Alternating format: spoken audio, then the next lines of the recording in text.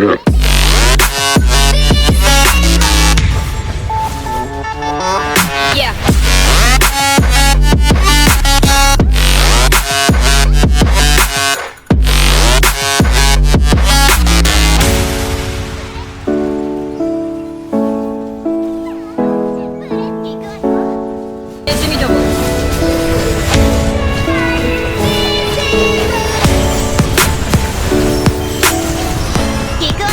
Greetings, adventurer. I'm Maximus. Let me be your guide. Together, let us embark on your new journey in the isekai world of Legend of Neverland. So you decided to be a Lancer. A clever choice. Your journey begins now.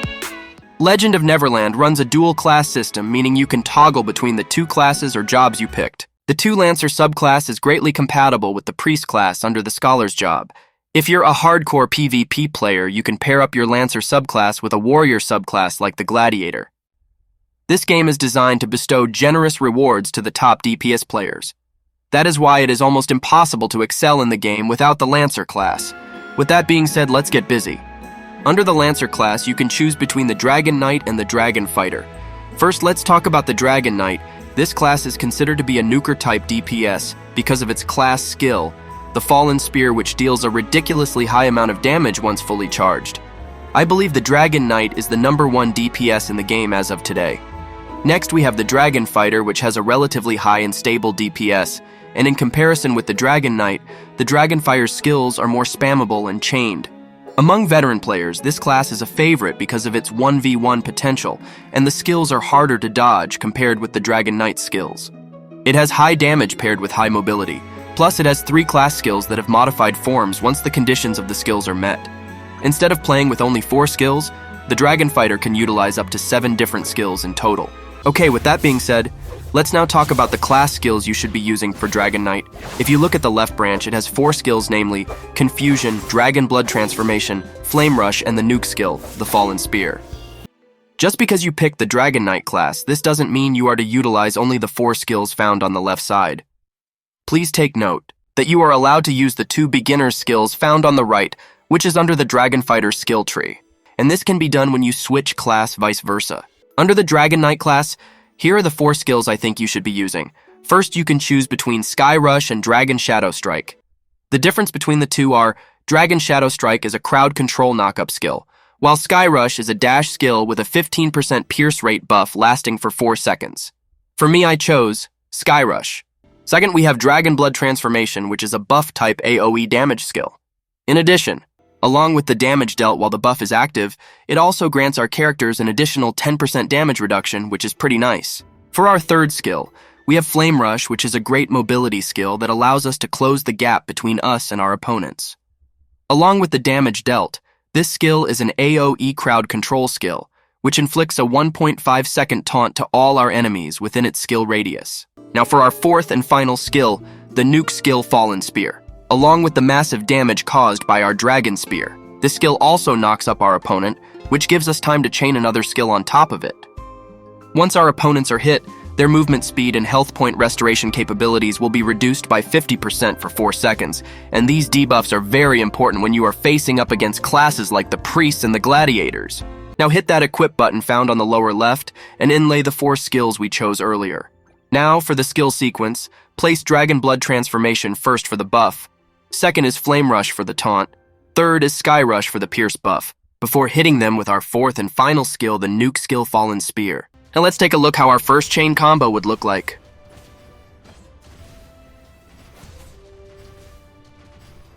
Looks nice, let's try again. This first combo I showed you is actually for advanced players. I will show you the beginner combo after this one. Okay, just to review, the combo is Dragon Blood Transformation to Flame Rush to Sky Rush and then Fallen Spear.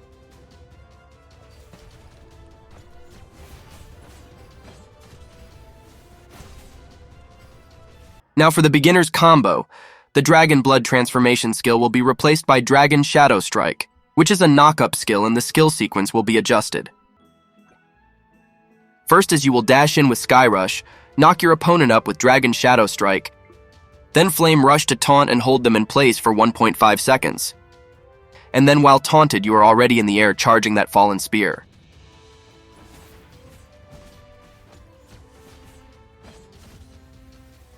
Okay, nice. That is how it should look like. Let's give it a try one more time. A tip for your third combo. With the same set of skills, you can also change the sequence, and it would be Flame Rush, then use Sky Rush afterwards. And if ever they were able to dodge Flame Rush, you are now dashing in with Sky Rush towards your opponent, and then follow it up with Dragon Shadow Strike to knock them up and finally unleash your Fallen Spear. Great, let's move on. For the Lancer's skill advancement, let's take a look. You will need Original Force Trace to activate the slots on each side of the pentagon. Original Force Trace are earned when participating in the Crystal Battlefield and Uncharted Battlefield. You can also buy them during guild and world auctions using Kabbalah crystals.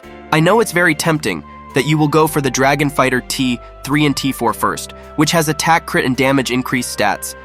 But I would really highly suggest that you get the T3 and T4 for the Dragon Knight class first, for the HP region and PvP survivability. Just play the game and participate with the events daily, and you will have them unlocked in no time. We are finally entering the stage where we are allocating stats or attributes to our character. My build for my Lancer is high attack, high crit, and mid pierce, and for the defense I go for high block and block damage reduction because of the recent patch. Also, I go for high HP because my Dragon Knight class is usually paired up with the Gladiator class, which has a passive skill of turning 3% of our max HP to attack points. If you want to be specific, you can just pause the video per equipment part if you want to copy the stats I have inlaid. Just an important note that my build is for PvP, and that is why you will not see any percentage stat like the damage increase to boss or damage reduce from boss. Inscription is all about offensive stats, while Order is for our defensive stats. I mainly focus on 2 stats per type. For the Inscription, it should be shaded in pink, which indicates the highest tier or form. The percentage stat damage increase and damage to adventures increased should be seen. And now for the Order, it should also be shaded in pink. The percentage stat damage reduction and damage from players reduced should also be seen.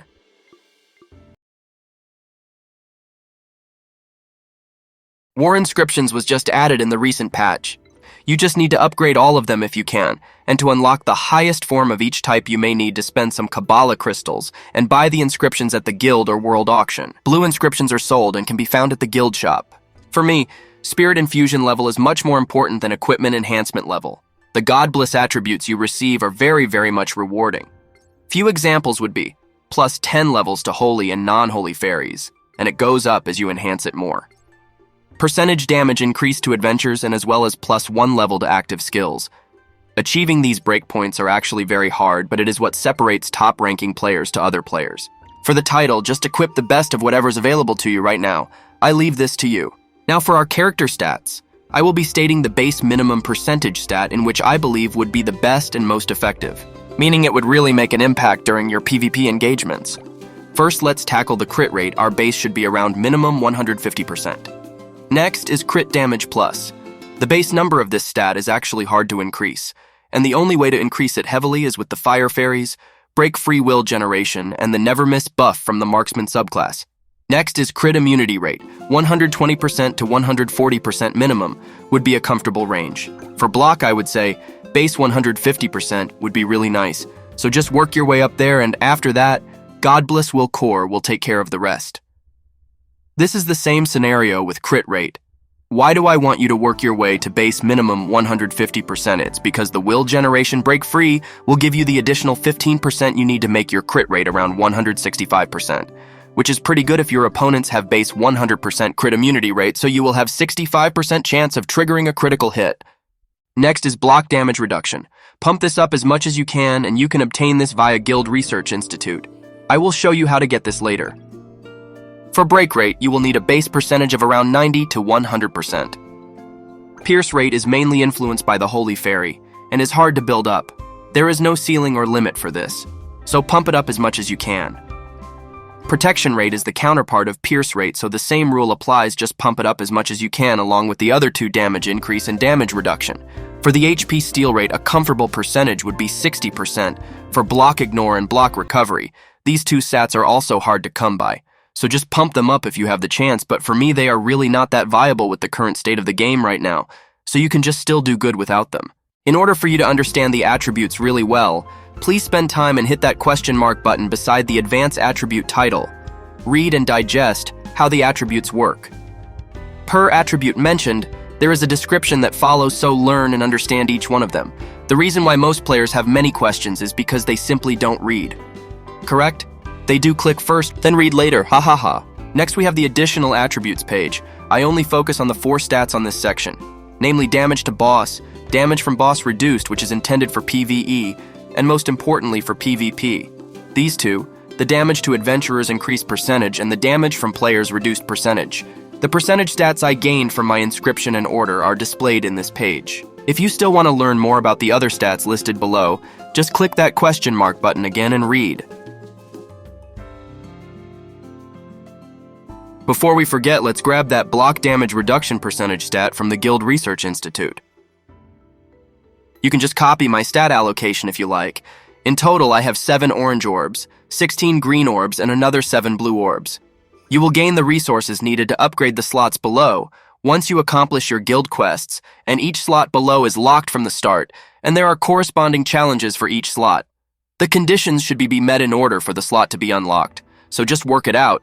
For the guild emblems, I will show you what I have equipped right now with the 7 orange, 16 green, and 7 blue ratio. For the rose emblem, I have 1 heart and Holy Spirit shield activated.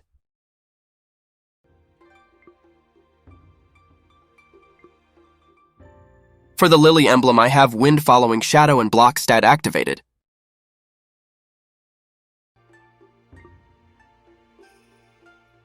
And lastly, for the clover emblem, I have damage reduction and full moon activated. For the crystals, I mainly focus on these 3, which are block, crit, and tenacity. Crystals are actually tricky because once you combine 3 crystals, the outcome is actually a random crystal stat, so you need to regulate your crystals very well so that you can provide whatever percentage stat your character is lacking. Next are totems and glyphs.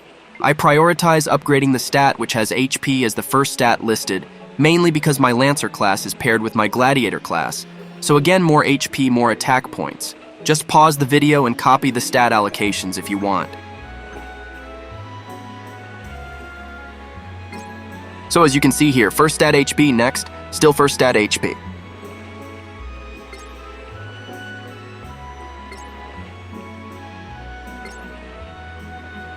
The glyphs have only 2 stat combinations. First is attack and break plus the element, and the second one would be attack and crit plus the element. So just regulate your stats between break and crit.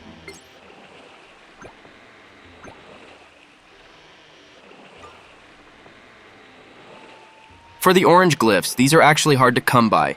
You can obtain them at the ladder shop when you buy the legendary Star Seeking and Apocalypse chests. Those chests gives you orange glyphs randomly. Aside from the ladder shop, can also obtain orange glyphs by placing in Top League.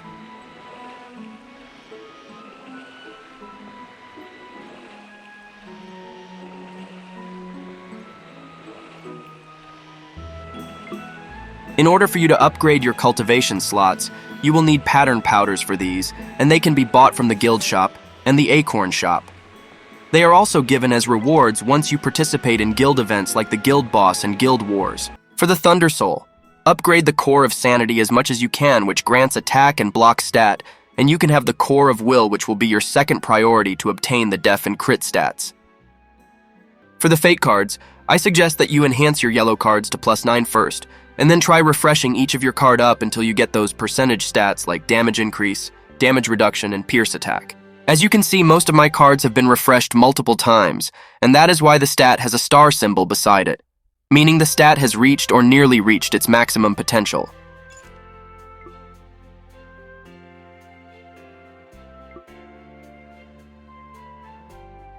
Please take note that every time you refresh your card, the original stats of the card is also upgraded, meaning once you refresh a card, you have 2 options.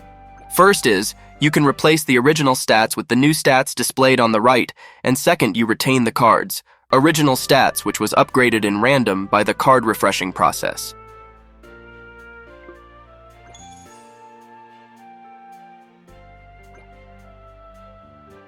For the Flower Fairy lineup, you can choose between the 7 different formation I'm flashing now. Except for Team 2 on both sides, the group on the left has 1 holy plus 3 fairies of the same element, and on the right side would be 4 fairies of the same element. I will not be discussing about the flower fairies on this video because it will be too lengthy, and you may need to take some rest to digest everything we discussed so far. If you have more time afterwards, I really need you to watch my video tutorial on the 4 fairy pillars so that you will learn how to do Force Fairy Ascension. I will leave the link of the video on the description box below. With this, my tutorial for the Lancer's Dragon Knight class is finished. I hope you learned something new. It was my pleasure to work with you, and I thank you for having me be a part of your new journey in the world of Legend of Neverland. Till next time, happy gaming. See ya.